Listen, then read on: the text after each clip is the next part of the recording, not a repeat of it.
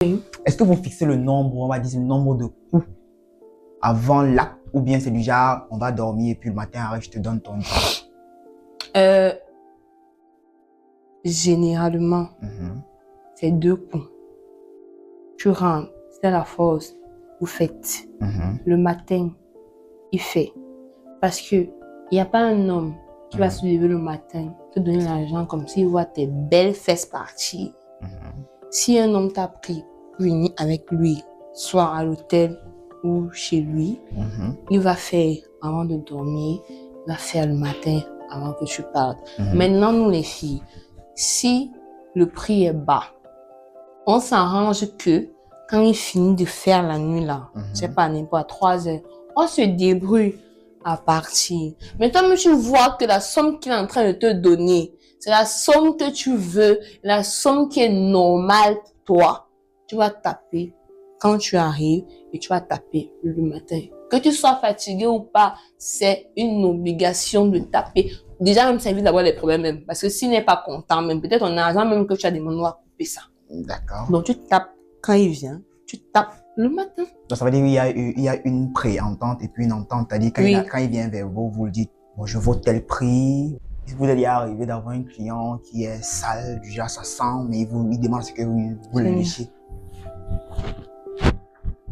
J'ai vomi. Je sais pas si le jour j'ai vomi mon âme, j'ai vomi. Sérieux? J'ai vomi. Vous avez vomi sur lui ou bien... Je l'ai expliqué. Après, il y a déjà ma mère. C'est-à-dire vous avez dit à votre maman que vous vendez le piment. Oui, c'est le mot. Maintenant, non, après, j'ai dit à ma mère que si tu comprends qu'un jour je suis montée quelque part, là, parce que même quand je me déplace même, pour aller dans une autre ville, je dis à ma mère. Que en fait, j'ai en train de voyager pour aller vendre le piment. Oui. On m'a appelé comme ça, j'ai gagné comme ça. À un moment donné, elle gardait mon argent même. Ah, c'est vrai que vous gardez votre argent. C'est-à-dire quand vous venez avec la recette, oui. Vous dites, ah bon, voilà, vous avez travaillé telle somme, telle somme. Je divise en deux. Et comment son comportement de quand elle prend votre argent pour garder, son comportement c'est quoi? C'est du genre, est-ce que c'est un peu comme, parce que nous sommes tous des bantous. Nous connaissons un peu peut-être quand tu touches ton premier salaire et puis quand tu arrives à la maison avec, les parents ont cette habitude de faire des petites danses et tout et tout. Comment est-ce qu'elle a réagi quand vous êtes venu avec votre premier? C'était combien la somme? Si je suis pas dans le milieu responsable avec des trucs un peu, la friperie, puis ça comme ça, on va te juger comme une fille de la friperie. Exactement. Mais si je suis pas en mode responsable, posé et tout, le monsieur va dire, mais attends, c'est quoi ça? C'est quel produit qui est placé là-bas? Entre eux, les hommes sont en train de discuter. Bienvenue dans Réalité sans filtre, l'émission où on parle de tout, où l'on débat tout sans tabou. Bien, aujourd'hui, nous plongeons dans un univers pas très commode. D'aucuns ont fantasmé sur la chose et d'autres parlent de ça avec un vocabulaire tellement péjoratif. Ce métier n'est rien d'autre que la prostitution. Les filles de rue, les femmes de joie. Ok, aujourd'hui, on va sur notre plateau une femme, une jeune demoiselle qui a accepté de partager avec nous la réalité quotidienne de ce métier de vendeuse de piment. Ouvrez grand vos oreilles parce que ça va aller sans tabou, sans filtre et avec toute la franchise. Let's go. Bonsoir, mademoiselle. Bonsoir. Comment je vous appelle? Dre Joyce. D'accord. Enchanté Dre Joyce et merci d'avoir accepté, d'avoir honoré notre rendez-vous sur notre plateau Réalité sans filtre. Ok. Donc, nous allons rentrer dans le vif du sujet et puis j'ai quelques questions que je vais vous poser et puis vous allez mieux nous édifier, nous ainsi que les internautes, sur les différentes, sur les quotidiens en fait, les réalités quotidiennes de votre appréhension sur ce qui est des vendeuses de piment ou des filles de joie. D'accord. Déjà, comment préférez-vous que je vous désigne? Travailleuse de sexe ou bien prostituée? Je préfère qu'on dit une femme. D'accord. Mieux. D'accord. Donc, femme Toko. Toko. Vous êtes une femme. D'accord. Depuis combien de temps vous exercez dans ce métier? Ça fait bientôt 1 an. 1 an déjà? 1 an, ça va être, je pense, en février, un truc comme ça. Mais 1 an. D'accord. Donc, ça fait qu'1 an que vous exercez dans le métier. Comment avez-vous commencé dans le domaine? Qu'est-ce qui vous a animé à vouloir réellement vous lancer dans la chose? J'avais beaucoup de responsabilités. Bien sûr, je travaillais, mais les problèmes ont dépassé l'argent. Donc, j'étais, à un moment donné, c'est pas facile pour moi. D'accord. Quels sont... parce que pour d'aucuns, en fait, ils ont qualifié le métier de vendeuse de piment comme étant la vie facile. Parce qu'ils ont souvent cette qualification, cette manière-là à voir parler. Quand ils parlent de la politique, non, la fille, elle a fait ça parce qu'en fait, elle aime la vie facile.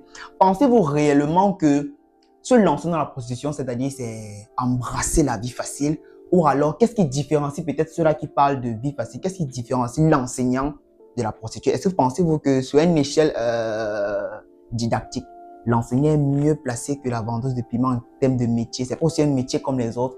Pour vous, donnez-moi un peu votre appréhension sur le thème de vie facile que d'aucuns qualifient à votre métier. Je sais pas si je vais dire un gros mot. Le gros de leur maman. Wow. Quel métier est facile? Le métier là est facile. Attendez un peu. Donc, nous sommes là. Nous, on peut mettre le serpent dans nos fesses. Et ce sont les gens qui disent que c'est facile.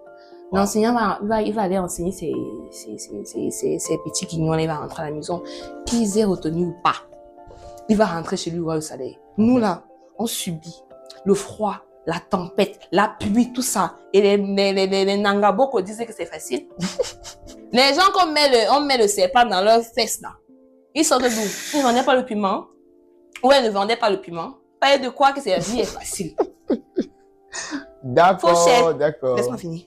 Faut chercher l'argent pour s'habiller, talons, être belle, coiffure, tout ça, pour aller dehors là-bas, boire le verre, attendre la personne qui va nous prendre pour amener à la maison pour nous faire ce que vous connaissez là. On doit encore en même temps encore satisfaire la personne, dit que c'est facile. Wow. Mentalement, il faut réfléchir, ça va pas ou quoi? D'accord, d'accord, d'accord. Donc, on comprend là que c'est un métier tellement plus rude que tout ce que tous les autres métiers, parce que ça demande d'avoir une stabilité mentale et puis... C'est dans la tête que ça travaille, en fait. D'accord, madame. Et bon, avec tous ces préjugés que vous-même déjà vous connaissez et puis vous êtes expert dans la matière, parce que vous-même vous savez que c'est pas quelque chose de facile, qu'est-ce qui vous pousse à rester dans ça? Quelles sont vos motivations qui vous poussent à rester dans ce métier-là, avec tous ces risques? Personnellement, je suis fatiguée. Mais je pense que avant de commencer même ce métier, il y a une grande soeur qui m'a dit, le métier que tu veux commencer à faire là, je ne vais jamais... C'est pas ça qui va te donner l'argent de ton business. Parce que toutes les filles, elles vendent du piment. Attends, ouais. Je vais pas vous couper. Donc, toutes les femmes vendent le piment. Toutes femmes. C'est juste qu'il y a d'autres qui s'assument. Il y a d'autres qui ne s'assument pas. Donc, toutes les femmes sont des bordels, si on va dire ça comme ça. Voilà.